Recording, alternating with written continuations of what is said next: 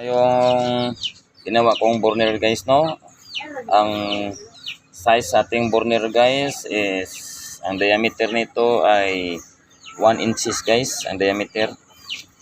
So 1 inches po ang ating burner. Tapos ang height nito ay 8 mm.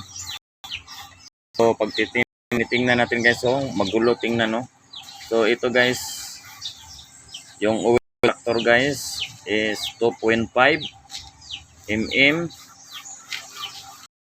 Lahat yan is baon nyo.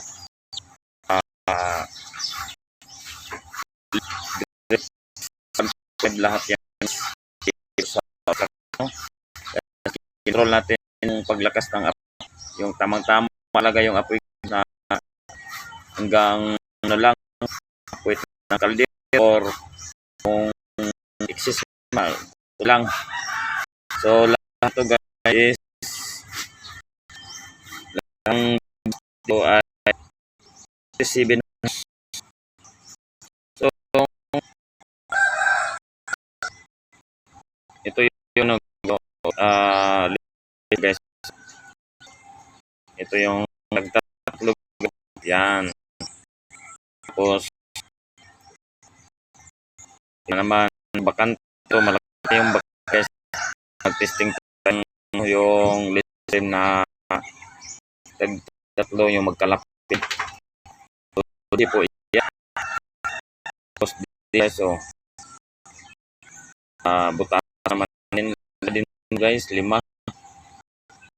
yung butas natin dyan. Yan.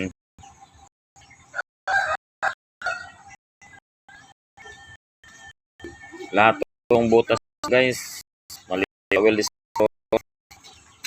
1. Yan. So ngayon to sa baba ng 1/2 na fling natin guys para magkaroon po ng trade pando na. So ipapakita ko sa inyo guys yung sa pagtatag ito na ano tong